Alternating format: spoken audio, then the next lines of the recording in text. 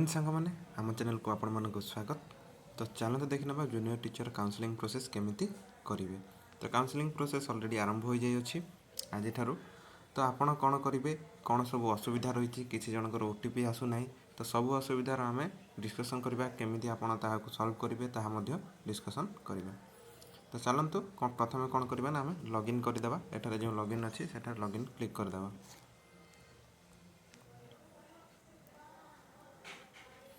तो देखिपारे लॉगिन कलापर आपणकर ये पोर्टालटी ऑलरेडी ओपन हो जाऊँगी जहाँ आपणकर ऑनलाइन पोर्टालटी रही अच्छी। एठारे टोटाल आपणकर लेखा अच्छी आपणकर केबेठारु केते पर्यंत आप ऑनलाइन काउंसलिंगटा हम। तो एठारे देखिपारे रोल नंबर एठारे आपण देबे। तो यह देखा पूर्व आम प्रथम कौन करवा ना इंस्ट्रक्शन गुड़ी टिके देखी नवा।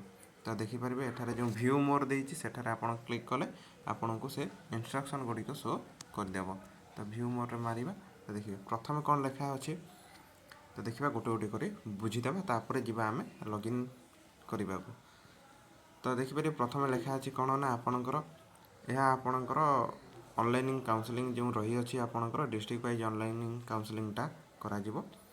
तो ऑनलाइन काउंसलिंग निमंते आपणकर जो सब रही इंस्ट्रक्शन ताकू भलसे पढ़ी करंतु बोली लेखा अच्छी।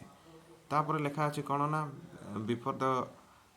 before filling in the online counseling application the candidates must use the same mobile number and email id submitted during their document verification at the district। तो आपन डिवी समय रे जो मोबाइल नंबर एवं जो डॉक्यूमेंट वेरिफिकेशन टाइम रे जो email ID देथिले सेही नंबर ही देकी आपन को लॉगिन करबा पड़िबो। तो आपन से नंबर ही आपन को ओटीपी आसीबो। यह बहुत केयरफुली किसी जनकर ओटीपी आसु नाही ता विषय रे मध्य कथा हेबा। या पर आपन कोन करिवे ना OTP will send to the register mobile number and email ID. तो ओटीपी आपन को सेठार ही मिलिबो। तापर for accessing online counselling application please type URL. तो आपनकर क्यों पोर्टाल रे हबो ताहार एठार दिया जाइछ पोर्टाल रे आपनकर एड्रेस ना jcportal.odisha.gov.in रे आपन जिबे सेठार आपन को यह जो साइट टी रही ताहा मिल जिवो। या पर देखंतु तो आपनकर candidates will get the school list as per the district allocated and category of the post. तो एठारे बहुत जन कन्फ्यूज होती जे एससी एसटी ओबीसी सेमिति किसी आसीबो कि ना कैटेगरी माने आपनकर जो पेपर 1 और पेपर 2। तो जो कैटेगरी आपन सिलेक्ट होइचंती पुणी जो जिले में सिलेक्टेड होइचंती सेही स्कूल गुड़िक ही आपन को शो करिवो। समस्त स्कूल शो करिवो नाही। सेही जिल्लार आपणकर कैटेगरी रे जदि कैटेगरी 1 रे आपण पाइचंती तो कैटेगरी 1 रे जतिकी स्कूल वैकेंसी थिबो ताहा शो करिवो एवं जदि कैटेगरी 2 पाइचंती ताहाले कैटेगरी 2 रे जो स्कूल गुड़िक अछि ताहा शो करिवो। या पर आपण ताकू स्कूल लिस्ट आपणकर निज हिसाब रे आपण प्रेफरेंस गुड़िक देबे। ऑप्शंस वंस कन्फर्म्ड तो गोटे थर कन्फर्म है आपड़ ताकू चेंज करेंगे ना तेणुक भल से देखिकी आपड़ आराम से देवे ताकू। तापर नेक्स्ट इंस्ट्रक्शन दी देखो the candidates are advised to give maximum number of choices. तो आपन को कुआ जाइछि तो आपन जिते अधिका पारिबे सेतिकी देबे। तो submitting less choice or non submission of choices will be lead to auto allocation of school choice by computer. तो जदि आपन कम दियंती किंबा जो माने छाड़ी दियंती जो माने देवा पले किसी गोटे दुईटा देले किए 30टा देला किए 100टा भी देला जदि तापर जदि किसी बड़का रही जाए से गुड़िक कौन हम ना आपणकर कंप्यूटर द्वारा ऑटो सबमिशन हो।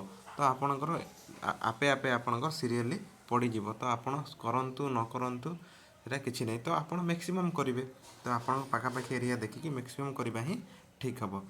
The application will not be treated as submitted unless and until it is available under final submitted application. तो आपणकर जो फाइनल सबमिटेड एप्लिकेशन टेपटा आसीबो तापर ही एटा आपणकर फाइनल सबमिशन रहिबो। After the candidates has carefully successfully submitted his or option she and she can get a print out. तो आपड़ जिते बड़े सबू दे सारे ऑप्शन गुड़िक तो आपन गोटे प्रिंट कॉपी मिल ताकू डाउनलोड करेंगे। यह गोटे इंपोर्टेंट पॉइंट।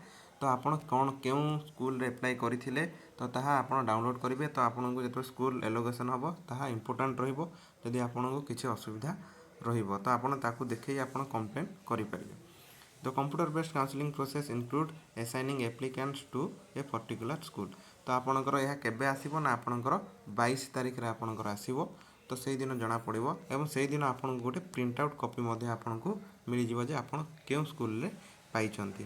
तो से जो एक्नॉलेजमेंट ଅଫ୍ ଏଲୋକେଟେଡ୍ ସ୍କୁଲ୍ ଆପଣଙ୍କର ସେ ଯେଉଁ ଚିଠିଟା ରହିବ ତାହା ଆପଣ ଡାଉନଲୋଡ଼୍ କରିବେ ଫାଇନାଲ୍ ଆପଣଙ୍କର ଯେତେବେଳେ ସ୍କୁଲ୍ ମିଳିଯିବ। ତ ଆପଣ ସ୍କୁଲ୍ ସିଲେକ୍ସନ୍ କିପରି ହୁଏ ତାହା ବି ମୁଁ ଗୋଟିଏ ଭିଡ଼ିଓରେ ବୁଝାଇ ଦେଇଛି।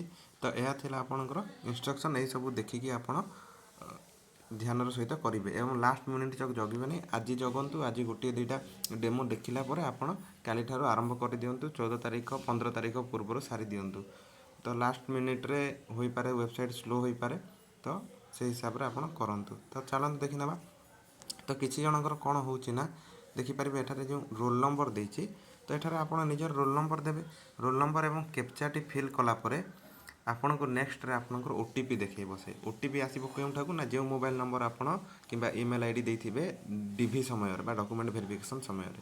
ତ କିଛି ଜଣଙ୍କର ଆସୁନାହିଁ, ତ ଆପଣ କାହାକୁ କଣ୍ଟାକ୍ଟ କରିବେ ନା, ଏଠାରେ ଗୋଟିଏ ତଳେ ନମ୍ବର ଦେଖନ୍ତୁ, ହେଲ୍ପଲାଇନ୍ ନମ୍ବର ଦିଆଅଛି। ଏଇଟା 10ଟାରୁ 6ଟା ମଧ୍ୟରେ ଖୋଲା ରହିଥାଏ।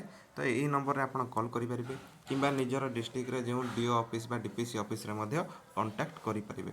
ତ ଆପଣ ଦେଖନ୍ତୁ ଆପଣଙ୍କୁ ଓ ଟି ପି ଆସୁଛି ନା ନାହିଁ। ତ ଓ ଟି ପି ଆସୁଛି ଯଦି ଭଲ କଥା, ନ ଆସୁଛି ଯଦି ଆପଣ ସାଙ୍ଗେ ସାଙ୍ଗେ ଆପଣ କମ୍ପ୍ଲେନ୍ କରିବାକୁ ପଡ଼ିବ। ତ ଏହା ଥିଲା ଆଜିର ଡିଟେଲ୍ ଭିଡ଼ିଓ। ଡେମୋ ଭିଡ଼ିଓ ଜଲ୍ଦି ହିଁ ଆସୁଛି ଆପଣଙ୍କର, ଯେତେବେଳେ ଆପଣଙ୍କ ଅନଲାଇନ୍ ଷ୍ଟାର୍ଟ ହେବ 12ଟା ପରେ ପରେ ଆପଣ ଡେମୋ ଭିଡ଼ିଓ ଆସିଯିବ। ଏବଂ ଏହିଭଳି ଇନଫର୍ମେସନ୍ ସର୍ବପ୍ରଥମେ ପାଇବା ନିମନ୍ତେ ଆମ ଚ୍ୟାନେଲକୁ ଲାଇକ୍ ସେୟାର ଏବଂ ସବସ୍କ୍ରାଇବ୍ କରନ୍ତୁ। PDF କପି ଗୁଡ଼ିକ ପାଇବା ନିମନ୍ତେ ଆମ ଟେଲିଗ୍ରାମ ଚ୍ୟାନେଲରେ ଜଏନ୍ କରନ୍ତୁ। ଜୟ ହିନ୍ଦ, ଜୟ ଭାରତ।